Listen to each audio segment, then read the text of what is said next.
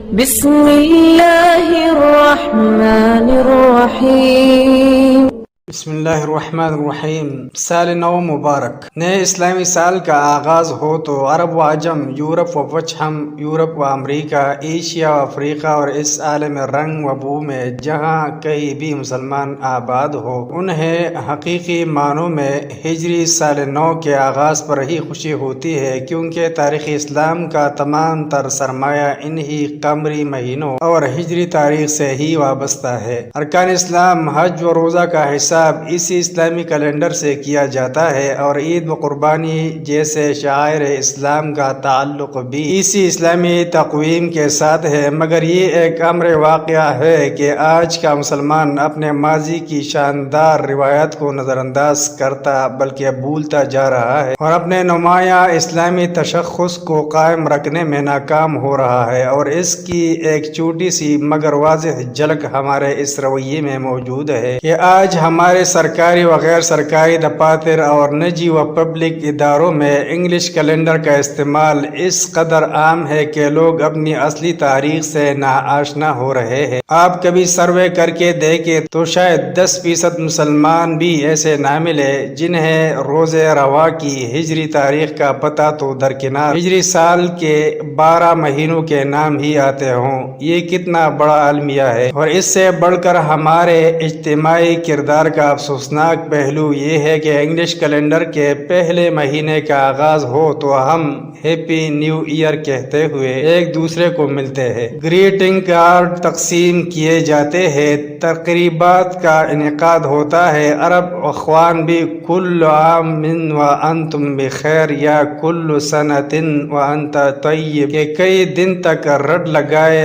رکھتے ہیں، اور رأس السنہ یا نیو ایئر کے عنوان سے خالص انگلش طرز کی محفلیں جمتی ہے، اور ان غیر اخلاقی و غیر اسلامی محفلوں کی تشہیر کے لیے بعض مسلم ممالک کے بڑے ہوٹلوں کی طرف سے روزنامہ اخبارات میں عریانی بردوش اشتہارات دیے جاتے ہیں۔ لیکن اس کے برعکس جب ہمارا اپنا اسلامی سال شروع ہوتا ہے تو سال نو مبارک یا ہیپی نیو ایئر کہنا تو کجا، یہ احساس بھی نہیں ہوتا کہ ہمارا اپنا سال شروع ہو چکا ہے۔ زیادہ سے زیادہ اس دن کی سرکاری چھٹی اور تاریخ کے ایک المناک سانحہ و حادثہ شہادت حضرت حسین رضی اللہ عنہ کی وجہ سے صرف اتنا معلوم ہو جاتا ہے کہ محرم شروع ہو گیا ہے۔ اگر بالفرض اس اجتماعی فقدان شعور کو نظر انداز ہی کر دیا جائے تو پھر غور طلب پہلو یہ آتا ہے کہ امت مسلمہ کو اس قسم کی محفلیں منعقد کرنے، شراب و شباب سے کھیلنے اور طاؤس و رباب میں مست ہونے کا بھلا کیا حق پہنچتا ہے، جبکہ ہمارا قبل اول بیت المقدس یہودیوں کے قبضے میں ہے اور وہ آئے دن مسجد اقصی کے تقدس کو پامال کرنے اور اسے گرانے کی سازشیں کرتے رہتے ہیں۔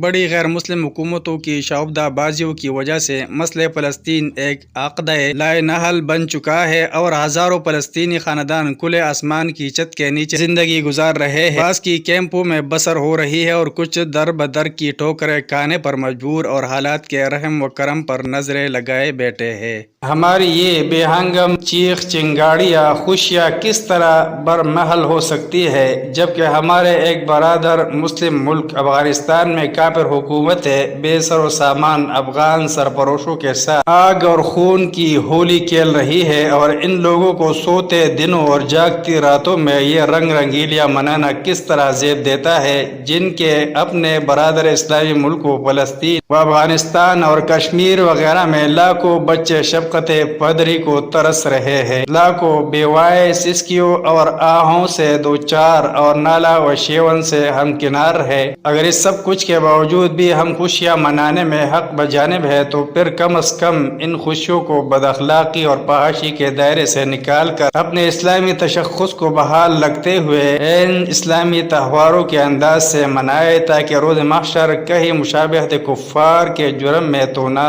در لیے جائے۔ اسلامی سال نو کا آغاز تو بڑے بڑے ہی مہذب اور مقدس انداز سے ہونا چاہیے، کیونکہ اسلامی سال کا یہ پہلا مہینہ بڑی فضیلت و عظمت والا ہے۔ چنانچہ نبی اکرم صلی اللہ علیہ وسلم نے ماہ محرم کی نسبت اللہ تعالیٰ کی طرف کرتے ہوئے اسے شہر اللہ یعنی اللہ کا مہینہ قرار دیا ہے۔ خود اللہ تعالیٰ نے اس ماہ کو حرمت والا مہینہ کہا ہے، جیسا کہ سورہ توبہ میں ارشاد ربانی ہے، ان عدت الشہور عند اللہ 12 شہرا فی کتاب اللہ یوم خلق السماوات والارض منها 4 حرم۔ جس دن سے اللہ تعالیٰ نے یہ زمین و آسمان بنائے ہیں، تبھی سے اللہ کی کتاب میں مہینوں کی کل تعداد 12 ہے، اور ان میں سے 4 مہینے حرمت والے ہیں۔ نبی صلی اللہ علیہ وسلم کی تعین کے مطابق اسلامی سال کا یہ پہلا مہینہ محرم انہی 4 حرمت والے مہینوں میں سے ایک ہے، جبکہ دوسرے 3 مہینے رجب، ذوالقعدہ اور ذوالحجہ ہے۔